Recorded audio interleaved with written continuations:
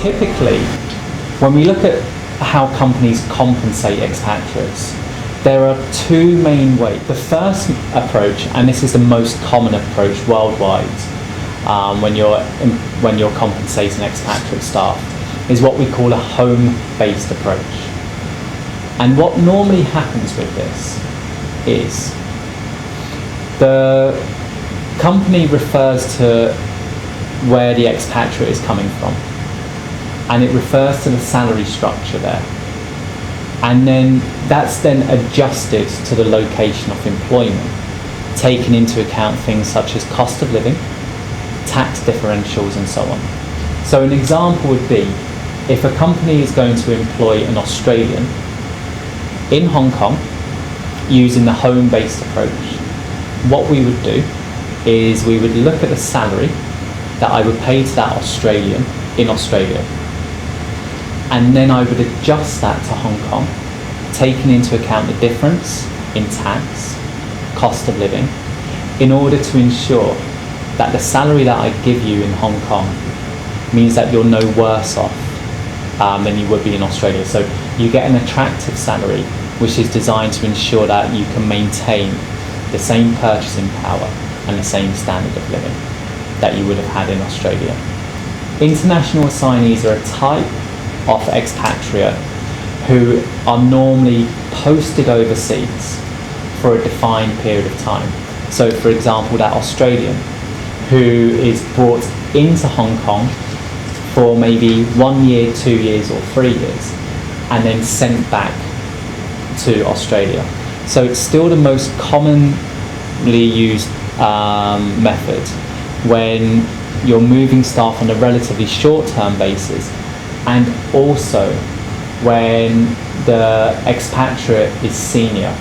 People such as, obviously, the head of a business unit, the head of a function, the head of a country or a region, where basically this person's quite senior. One of the reasons why you're employing this person, or you have to look overseas, is because you can't find the skills locally. And so really you need to provide a salary which is attractive to the person, and therefore ensures that they're no worse off than they would have been had they stayed in their home location. Now, if we look at the other approach, it's what we call a host-based salary calculation. So when we say host, we mean the location where the employee is employed.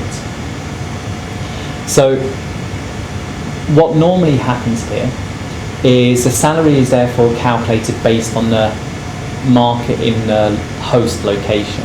So again, using the example of this Australian in Hong Kong, rather than looking at the person's salary structure in their home country, which is Australia, we would instead look at the salary structure here in Hong Kong. Now, in many cases, what we would look at is what is the salary that a local national would earn. So if we bring somebody into Hong Kong, we'll look at the normal local salary structure. But in many cases, sometimes there's a premium which is offered on top. Maybe a flat rate, maybe 5 or 10%. Or in some cases, the company, rather than benchmarking the salary against local nationals, they might instead benchmark against what other expatriates would earn in Hong Kong. This is most commonly used where the employee is relocated on a long-term basis. For example, rather than if we're sending somebody for 1 or 2 years, it's a permanent move. So we're moving a person from Australia into Hong Kong, and we never expect that person to go back to their home location. Or if we're recruiting that person in the host location. So another example is, obviously we see that Hong Kong has a large number of expatriates. Some of them are international signees. Some of them are recruited locally. They've already been in Hong Kong for several years, so they're recruited locally by an employer. And in this case, the host-based approach is quite commonly used. And the two locations in Asia where this host-based approach is commonly used are Hong Kong and Singapore. And there are various reasons for this. Number one, it's the attractiveness of local salaries in Hong Kong and Singapore. Hong Kong and Singapore have amongst the highest salary structures in the region, and in many cases it's attractive for an employee, for an expatriate, to move from their home location into these locations on a local salary.